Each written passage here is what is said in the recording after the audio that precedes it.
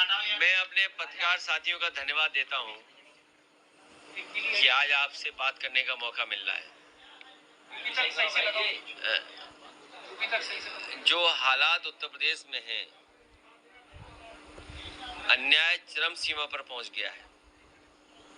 महंगाई तो पहले से ही चरम सीमा पर थी, बेरोजगारी चरम सीमा पर पहले ही थी, और जिस उम्मीद से जनता ने भारतीय जनता पार्टी को दोबारा मौका दिया, आज जब जनता आकलन करती है तो सबसे ज्यादा दुख और तकलीफ इस सरकार में मिल रहा है।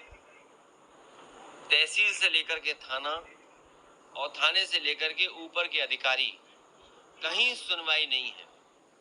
और जब सुनवाई नहीं है और अधिकारी निर्णय नहीं ले रहे हैं, सरकार का अगर दबाव है, तो किसी भी आम व्यक्ति को न्याय नहीं मिल पा रहा। जब अधिकारी मनमानी करेंगे और भारतीय जनता पार्टी के नेताओं के दबाव में काम करेंगे, तो कभी भी गरीब जनता को न्याय नहीं मिल सकता।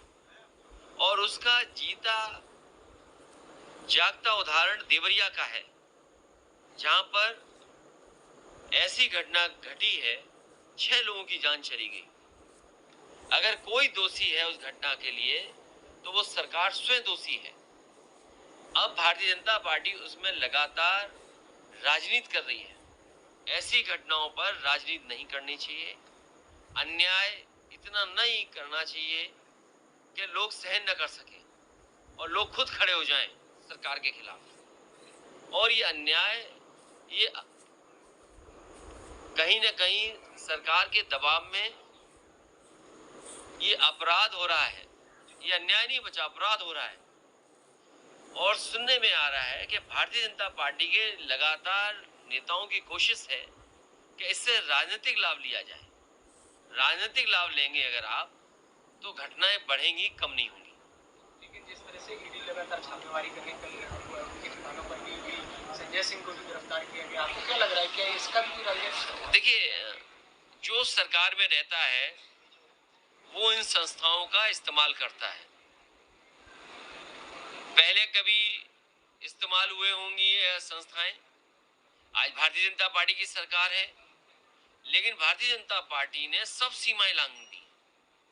वो केवल अपने वोट के लिए, दूसरे लोगों को अपमानित करने के लिए ईडी, सीबीआई, इनकम टैक्स का सहारा ले रहे हैं। हमारी तो मांग ये होगी कि भारतीय जनता पार्टी अगर जीरो टॉलरेंस रखती है करप्शन के लिए, तो अपने नेताओं के, अपने विधायक, अपने लोगों का आकलन करें कि किन किन की संपत्ति बढ़ गई है, और जिन जिन की संपत्ति लगे कि ज्यादा बढ़ गई है, तो उनके खिलाफ भी वही कार्रवाई होनी चाहिए जो विपक्ष के खिलाफ कार्रवाई कर रहे हैं।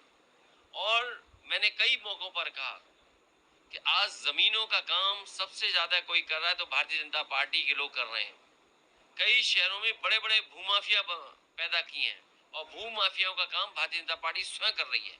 लखनऊ में, कानपुर में, आपके अयोध्या में, गोरखपुर में, वाराणसी में आप जानकारी कर लें। और सरकार जब भी जांच करेगी, सबसे ज्यादा जमीनों का और सबसे ज्यादा खिलवाड़ कागजों से और भूमि माफिया के रूप में कोई उभर करके आ रहे तो भारतीय जनता पार्टी स्वयं है।